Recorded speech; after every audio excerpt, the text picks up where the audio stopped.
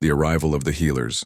The day the alien ships arrived over Earth was not filled with fire or destruction, but with promises of healing.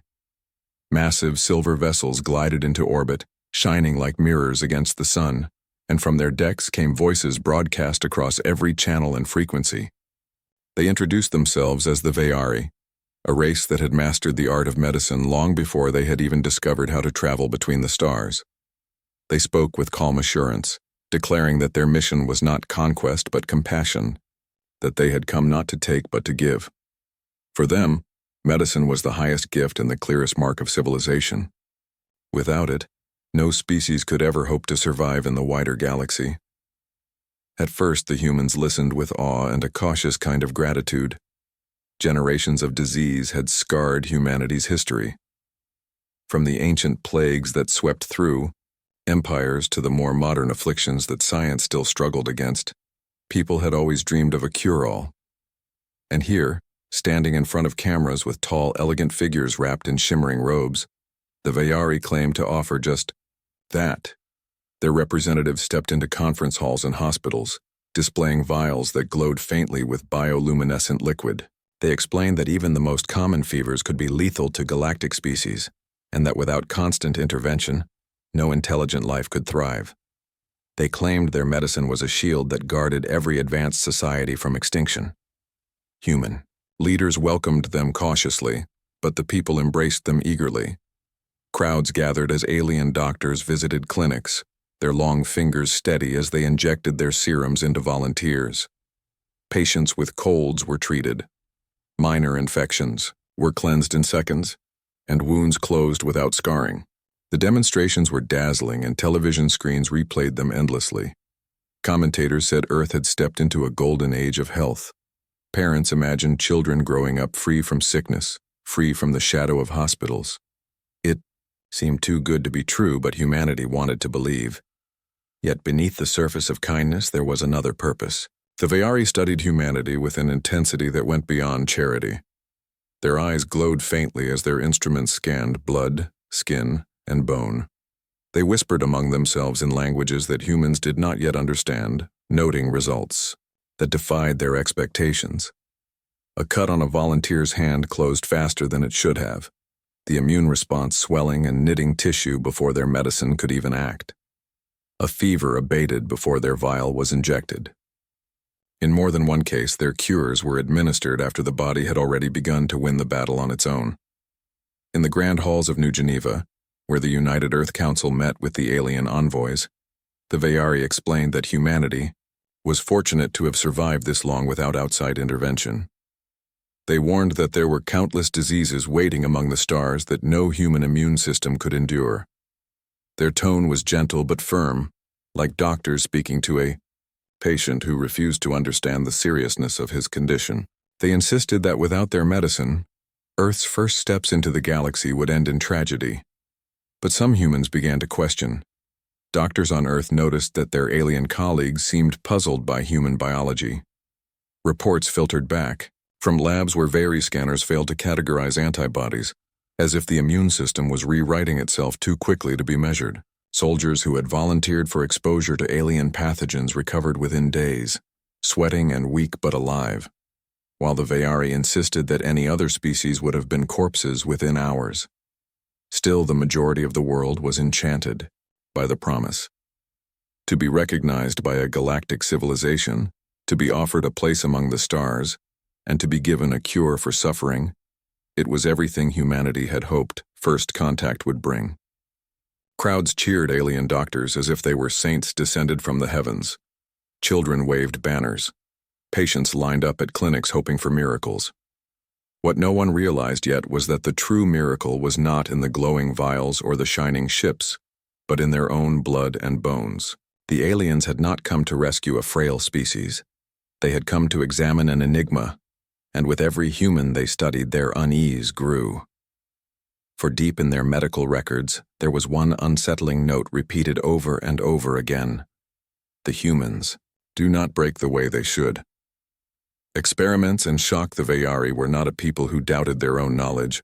For thousands of years they had cured every disease that had threatened them and the countless client races under their care. Their science was built on certainty, their reputation on results. Yet as they tested human volunteers day after day, they began to feel something they had not experienced in centuries: confusion. Their laboratories set up in the medical districts of New Geneva were filled with strange instruments, glowing cylinders, and humming scanners. And into these places came men and women eager to prove their worth to their new friends. The aliens spoke with gentle voices as they drew blood, exposed tissue samples to pathogens, and placed humans inside shimmering diagnostic fields. What they saw unsettled them deeply. A young soldier named Marcus was the first to show them what they did not expect. He had been chosen because of his strong health and discipline. The aliens exposed him to a controlled dose of a fungal infection that in their records was considered universally lethal without intervention. The spores entered his lungs, and for 2 days he coughed and sweated in isolation, while Veyari doctors waited with their glowing vials. They expected collapse within hours, yet on the 3rd day Marcus stood again, weak but alive, his own immune system having burned away the infection with nothing but fever and time.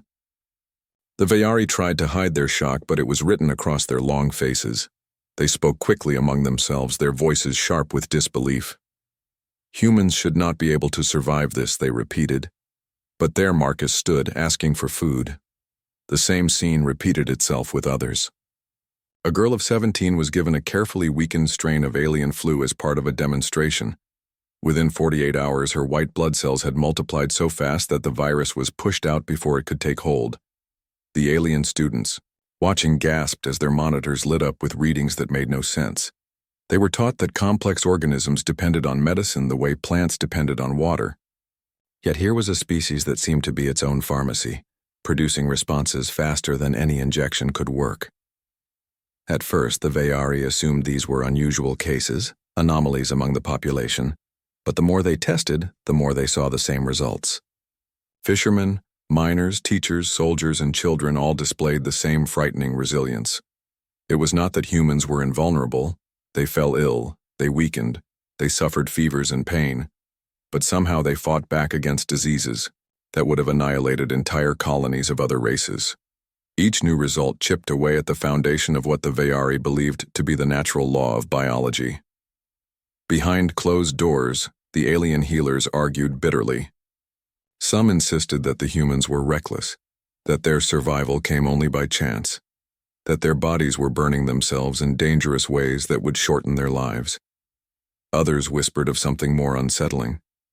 Perhaps Earth itself, the so-called death world, had forged its children into living fortresses. They spoke of viruses that evolved too quickly, bacteria that waged endless war, and predators that carried toxins strong enough to kill giants. In such a world, perhaps only those with immune systems like iron could endure. If that were true, then humanity was not simply unusual but unique, a species designed by nature itself to withstand horrors the rest of the galaxy had never known. Human doctors invited to watch these sessions grew restless. They noticed the unease in alien eyes, the way their hands hesitated before injecting medicine that seemed unnecessary. In whispered conversations after the sessions, some humans began to ask dangerous questions. If our bodies can heal so quickly, why do we need their cures at all? If we are already surviving diseases they cannot imagine, what does their medicine really offer us? But the Veyari were not ready to let the humans see the full truth. They continued to perform their demonstrations in public squares, curing simple colds with flashes of light, closing small wounds with sprays of nanofluid, dazzling crowds with results that seemed miraculous. Yet in the privacy of their ships, their scientists pored over human blood samples, eyes wide as they saw antibodies multiplying at rates that defied known models. They spoke less of giving gifts and more of finding answers, for they began to realize that the humans might not be patients at all, but puzzles that threatened to overturn centuries of knowledge. And so the atmosphere began to change. What began as friendship shifted into study, what was offered as charity became observation. The humans who volunteered noticed the way alien doctors stared at them as if they were dangerous animals behind glass. Smiles turned into silence. Admiration turned into calculation. The Veyari had come to offer help, but now they found themselves confronted with something their medicine could not explain, something that made them wonder if perhaps they were the ones who had come to learn. The first clash of beliefs. The tension grew stronger as days passed and more experiments were carried out. The humans who had once been eager volunteers began to notice how differently the alien doctors looked at them now. There was no longer the gentle smile of a healer or the soft tone of a teacher speaking to children. Instead, there was calculation, hesitation, even fear. Rumors spread among the people that the aliens had discovered something they were not telling. It was in the way they whispered in their own language when they thought no one could hear. It was in the way their eyes lingered on the monitors that displayed human blood cells moving with unnatural speed. The clash came first in a quiet hospital, on the outskirts of New Geneva, where a child had fallen ill with a sudden fever. The Veyari immediately stepped forward, eager to apply their glowing serum, but the child's mother hesitated. She was a doctor herself, trained in human medicine, and she insisted on waiting. She believed her son's body could fight it on its own. The aliens were alarmed by her resistance and tried to explain that this was foolish, that without intervention the sickness could spiral out of control. But she stood firm. Hours passed and the fever broke naturally, the child opening his eyes, weak but alive. The mother embraced her son and turned to the aliens with a look of quiet triumph.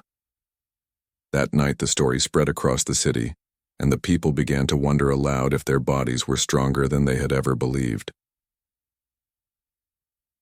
In the Great Hall of Research, the Veyari debated fiercely. Some demanded stricter control, insisting that humans must not be allowed to gamble with such dangerous risks. Others, however, pointed to the data, the undeniable evidence that human immune systems were adapting and overcoming. They argued that perhaps the humans were right to trust their own biology, that the arrogance of assuming every species needed Veyari medicine had blinded them to reality. The arguments grew heated until the hall echoed with alien voices raised in fear and pride. For the first time in centuries, the healers of the galaxy could not agree on a single truth. Meanwhile, the humans themselves grew more curious.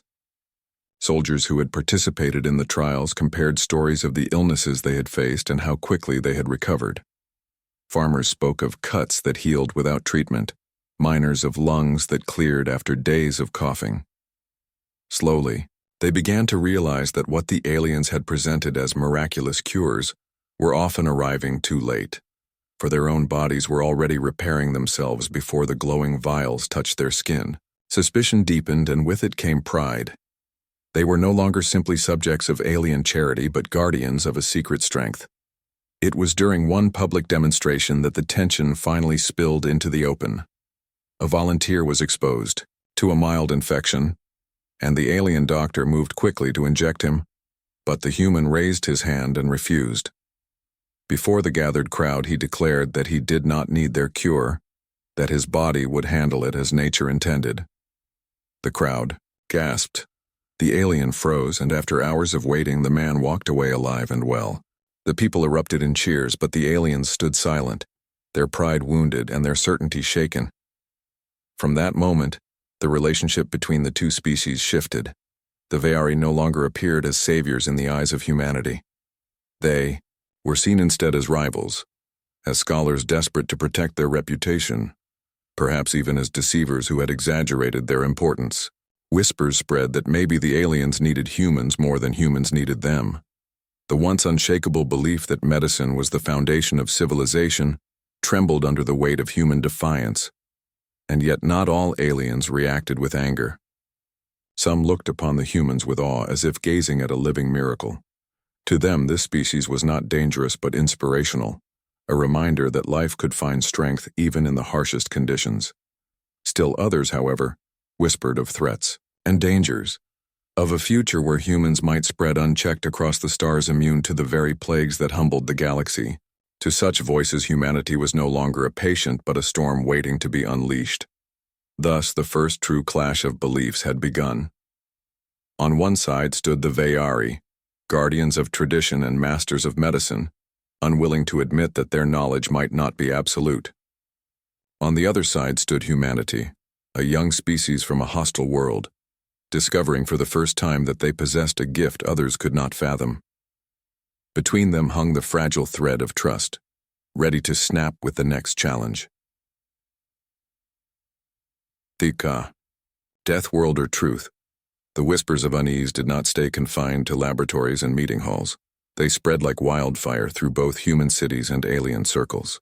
The Vayari had always believed themselves the ultimate healers of the galaxy, yet the evidence of human resilience kept striking at the heart of their certainty. To the average citizen, the debates were only rumors, but within the alien delegation, a dangerous thought took root. What if humans were not in need of protection but instead carried something that made them a threat to the balance of the galaxy?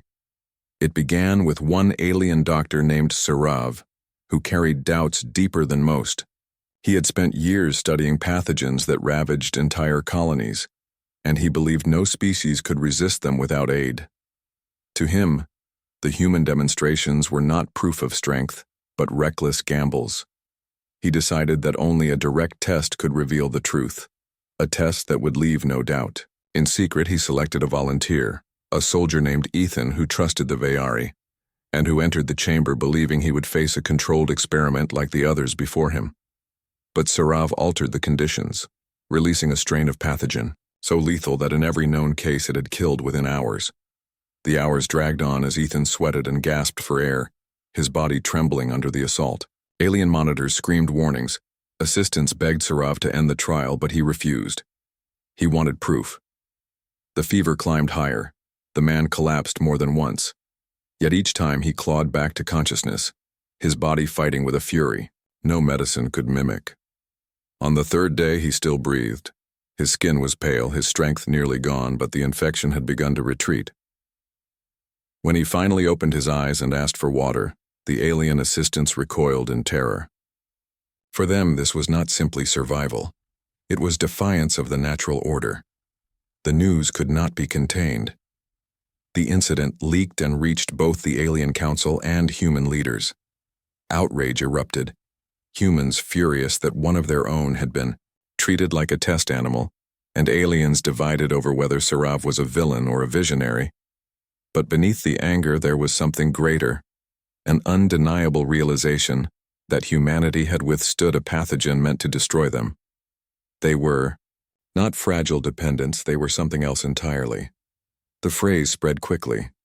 Deathworlders. It was an old galactic term for species that came from planets so violent and unstable that life could survive only by becoming nearly indestructible. Most Deathworld species never reached civilization, destroyed by the very conditions that made them strong. But humans had not only survived, they had thrived, building societies and reaching for the stars despite the endless war of bacteria and viruses and predators. To the Vayari, the word was whispered with both fear and awe. Human leaders seized upon the revelation. In meetings with the alien envoys, they pointed out that their people had endured centuries of plagues without aid, had faced diseases that wiped out millions yet still endured, and had continued to build even when death stalked every corner of their world. They argued that this resilience was not weakness, but proof of their place among the stars. The aliens listened, but their silence spoke louder than words. If humanity truly was a Deathworld species, then they were unlike anything the galaxy had welcomed before. Among the Vayari, some panicked, claiming that allowing humans to travel freely would spread chaos, that a species immune to plagues could upend the entire structure of medicine upon which civilizations depended. Others whispered of opportunity, of studying human biology to create stronger cures for all. A few even spoke of darker possibilities, of harvesting human traits to strengthen their own kind. On Earth, the people began to change too. Pride grew where once there had been dependency. Soldiers boasted of their survival, doctors spoke of their patients recovering without aid, parents told their children that they were strong because they were human. The fear that had once made them cling to alien cures was replaced by curiosity about what else they might endure. But beneath this pride, there was unease. If humans were truly Deathworlders, then what did that mean for their future? Would they be welcomed as equals or feared as monsters? Would the galaxy accept them or attempt to cage them? The truth of their resilience had been revealed, but the Cost of that truth was a new shadow that stretched across every conversation. Humanity had shown that they did not break, but in doing so, they had made the galaxy question whether such strength was a gift or a danger waiting to rise. Confrontation. With the Council. The uproar over Sarav's experiment could not be silenced, and soon the matter was brought before the Galactic Council, the vast assembly of species that governed law and balance across the stars. It was the first time humans had been summoned into that chamber, a place where decisions shaped entire civilizations. The hall itself was an ocean of light and sound, tiers upon tiers of representatives seated in their shining pods, their voices blending in 1,000 tongues as they argued about the meaning of humanity's resilience. In the center stood the Vayari delegation, their silver robes heavy with shame and pride, and beside them the first human diplomats, their faces steady though their hearts raced at the weight of history. The council demanded answers. Why had the Vayari conducted dangerous experiments without full consent? Why had they risked a human life? And above all, what had they discovered? Reluctantly, the alien doctors revealed their findings. They spoke of immune responses that evolved faster than any model predicted, of antibodies that adapted in hours instead of generations, of resilience that turned certain death into survival. Murmurs filled the hall as species that had relied on medicine for their very existence realized that here was a people who carried healing inside themselves. Some called it a miracle, others called it a threat. When the floor was given to the humans, their leader stepped forward. Ambassador Elena Navarro was chosen not for her military strength or her political cunning, but for her steady voice and her unshakable belief in her people. She looked across the sea of alien eyes and spoke, not of dominance or superiority, but of survival. She told them of Earth, a world where storms could flatten cities, where predators stalked the forests, where plagues swept through villages, and yet where humanity endured. She described mothers who had buried children but continued to live, doctors who had fought against diseases with nothing but crude tools, soldiers who had marched through swamps filled with fever and still returned home. Her words painted a picture of a people forged in struggle, not seeking conquest but carrying in their very blood the lesson that life could not be defeated. The council listened, but unease remained. Some representatives feared that if humans spread among the stars, their resilience would destabilize entire industries built on medicine. What need would there be for the Vayari if humans showed others that survival was possible without constant treatment? Others worried that if humanity carried diseases without succumbing, they might become walking carriers, spreading plagues unchecked. A few voices even called for restrictions, suggesting that Earth be quarantined until the truth was fully understood. The debate raged for days. In the public galleries, reporters transmitted every word back to their homeworlds, and soon the galaxy itself was caught up in arguments over humanity. On Earth, people gathered in squares to listen, their pride rising at the thought of being seen as strong, yet their fear growing that they might be caged for that very strength. In Vayari ships, scientists tore apart every sample of human blood, searching for secrets that could explain what they faced. Ambassador Navarro did not falter. She reminded the council that humanity had not asked for this meeting, had not asked for alien medicine, had not asked for judgment.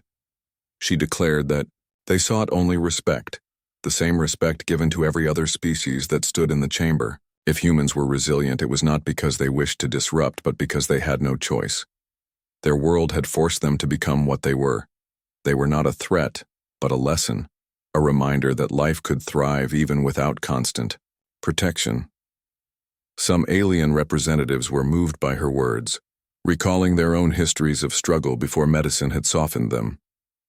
Others remained cold, their voices sharp with warnings that humanity must be monitored closely. In the end, no clear verdict was reached, only a recognition that humans could no longer be treated as patients. They had to be treated as equals, and perhaps as something more. When the council adjourned, the humans walked out of the chamber with heads held high. They had not been condemned, but neither had they been embraced fully. The galaxy now saw them with new eyes, eyes filled with curiosity and suspicion. For humanity, it was both a victory and a burden. They had demanded recognition and received it, but in doing so they had become a question mark written across the stars. The human advantages. The humans returned to their ships, the weight of the Council's judgment pressed upon them, yet there was a spark of determination that no alien skepticism could extinguish. Every human aboard the vessel felt the quiet hum of their own resilience, a knowledge that what had been witnessed in the laboratories and the Council chambers was not a fluke but a truth woven into their very nature. The Vayari scientists, who had once thought themselves masters of biology, now followed the humans with a mixture of awe and fear as they observed how ordinary humans could endure situations that would have ended entire alien crews in minutes. The observation decks of the fleet. The engineers and soldiers ran simulations of extreme environments, from planets laced with toxic gases to worlds where gravity crushed all but the sturdiest bones, and yet humans adapted in ways that no technology could replicate. Lieutenant Marco da Silva carried a datapad and watched as his comrades reacted to simulated pathogens that had been engineered for study. His skin prickled with the knowledge that while their alien counterparts relied on injections, medicines, and shields, humans depended on instincts, on antibodies that responded faster than any computer could predict, and on immune systems that rewrote their own rules under pressure. He glanced at Corporal Rena Cho, who had already been exposed to the simulation 3 times, and still showed no signs of fatigue or illness, and he realized that humanity's strength was both simple and terrifying to those who had once thought them weak. Back on Earth, the news of the Council meeting had spread like wildfire. Families watched broadcasts in silence as alien experts debated whether humans were a marvel or a menace. Scientists struggled to explain to themselves what the Vayari had witnessed, what the Martian colonies and the lunar settlements now reported in their communications. Humanity's immune system was not just strong, it was unpredictable in ways that defied conventional medicine.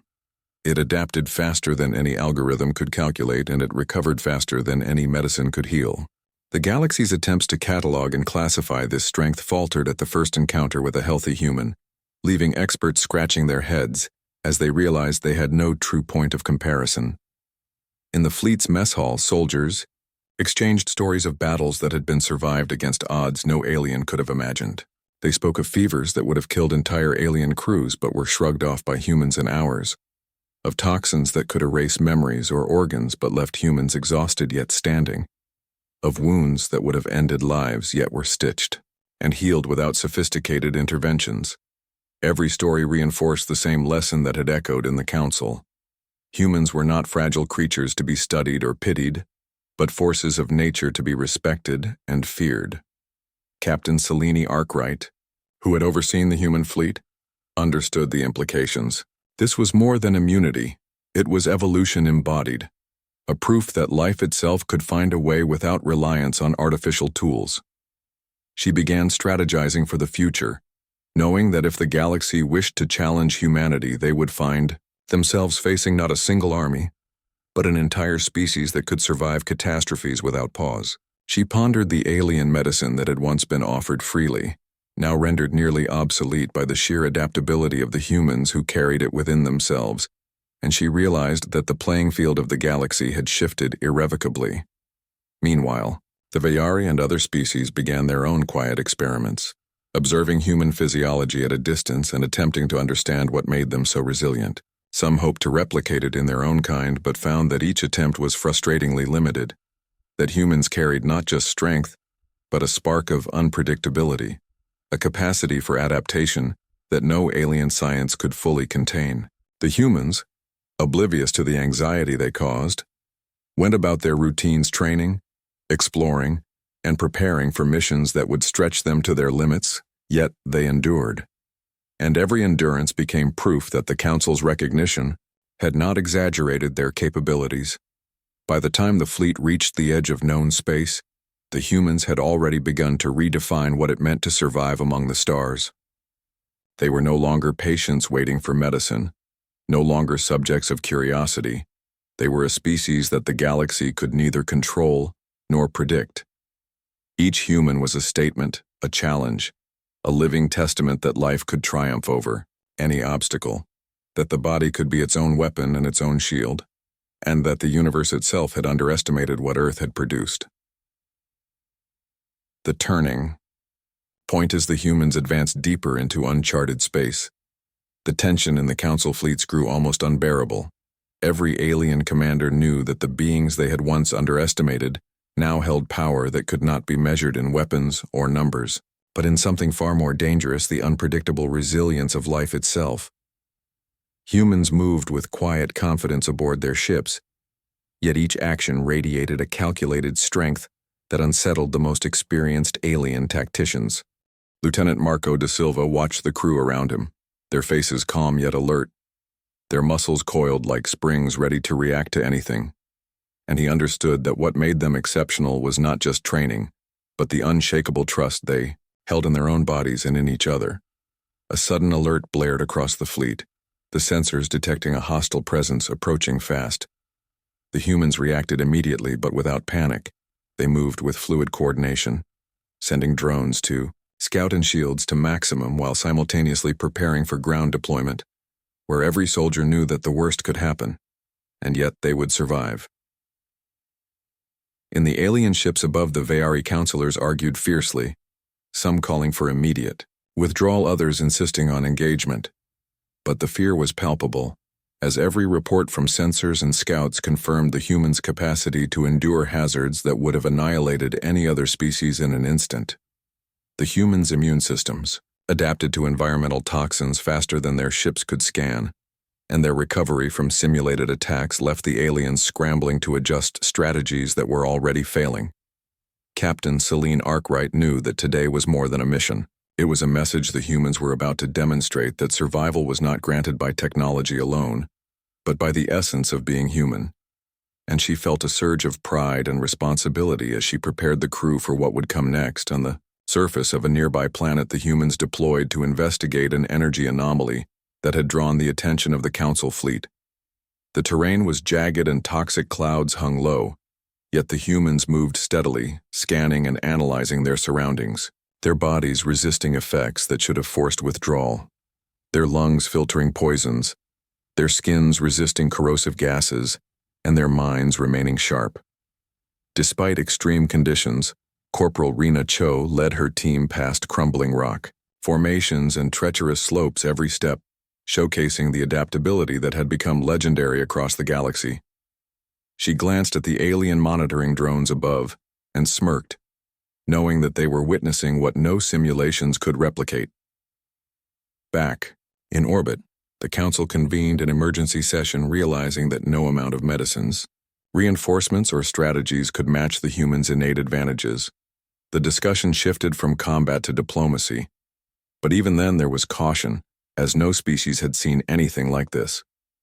Humans were rewriting the rules of engagement, their immunity acting as both armor and weapon, their ability to endure, to recover, and to thrive under conditions designed to destroy them left the galaxy stunned. The humans continued their mission below, collecting samples and analyzing the anomaly. Every motion smooth, every decision precise yet instinctive, and the data they gathered would prove invaluable to understanding not just the planet, but the limits of life itself. As the day turned to night, the humans gathered around their temporary base, sending reports to the fleet and receiving communications from other teams scattered across different sectors, each story reinforcing the same conclusion. Humans were not fragile. They were unstoppable. Their immune systems were only part of a larger truth that included courage, ingenuity, and an unbreakable will.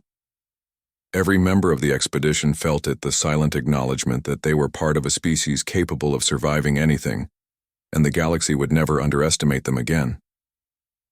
Captain Arkwright looked out over the horizon at the alien ships retreating slowly as they processed the evidence humans had demonstrated today.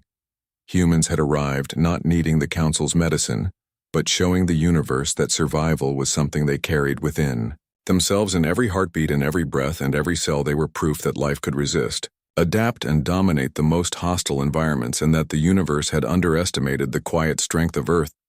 Until now, the galaxy would remember the day humans arrived, and nothing would ever be the same. Humanity unleashed. The humans stood on the barren landscape of a planet that had been considered uninhabitable by the galaxy.